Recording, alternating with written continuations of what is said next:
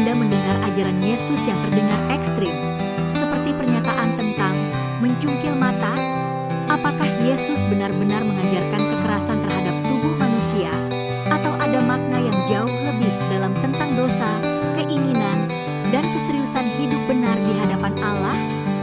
Ajaran ini berasal dari Injil Matius pasal 5 ayat 29, dalam khotbah Yesus yang dikenal sebagai khotbah di bukit.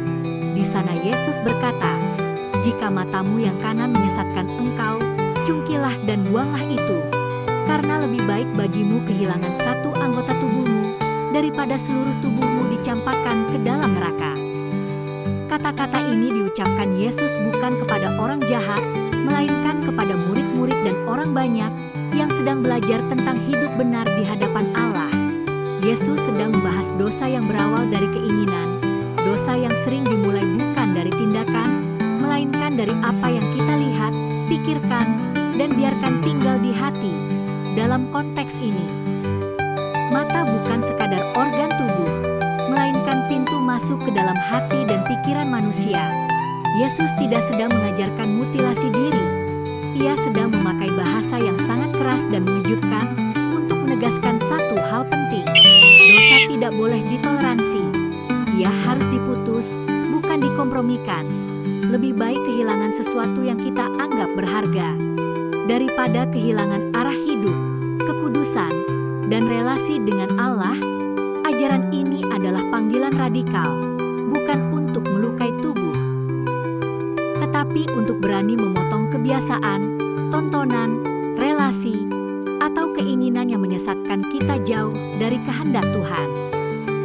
Yesus tidak sedang meminta manusia melukai tubuhnya, karena Alkitab sendiri mengajarkan bahwa tubuh manusia adalah bait Allah.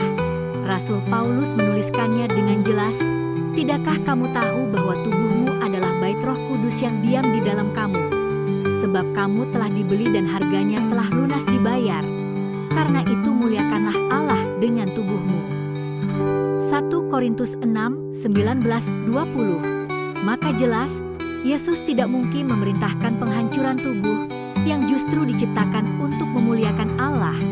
Bahasa Yesus keras, bukan untuk melukai tubuh, melainkan untuk menyadarkan hati. Bukan mata yang harus dicungkil, tetapi keinginannya menjerat. Bukan tubuh yang harus disakiti, tetapi kebiasaan yang membawa dosa. Karena hidup benar tidak pernah lahir dari kompromi, melainkan dari keberanian untuk memutuskan apapun yang menjauhkan kita dari Allah. Dan pertanyaannya hari ini bukan lagi, apakah ajaran Yesus terlalu ekstrim? Melainkan, apa yang harus kulepaskan agar hidupku sungguh memuliakan Tuhan? Contohnya tontonan di ponsel yang perlahan merusak pikiran dan membiasakan dosa. Bukan soal teknologinya, bukan soal ponselnya. Yesus tidak berkata, "Buanglah alatnya." Tetapi, hentikan apa yang menyesatkan hatimu. Mungkin itu konten pornografi atau sensual yang diam-diam dikonsumsi, video yang menormalkan perselingkuhan, kebencian, atau kekerasan, hiburan yang membuat dosa terasa biasa, lucu, bahkan wajar. Lalu kita membenarkannya dengan alasan, "Aku stres." Cuma hiburan. Semua orang juga nonton. Tetapi Yesus mengajarkan sesuatu yang lebih dalam. Alasan tidak pernah mengubah akibat.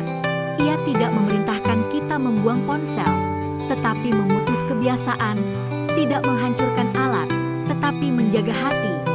Karena yang berbahaya bukan apa yang ada di tangan kita, melainkan apa yang kita biarkan tinggal di pikiran dan keinginan. Dan disitulah panggilan Yesus menjadi nyata. Berani berhenti, apapun alasannya, demi hidup yang memuliakan Tuhan.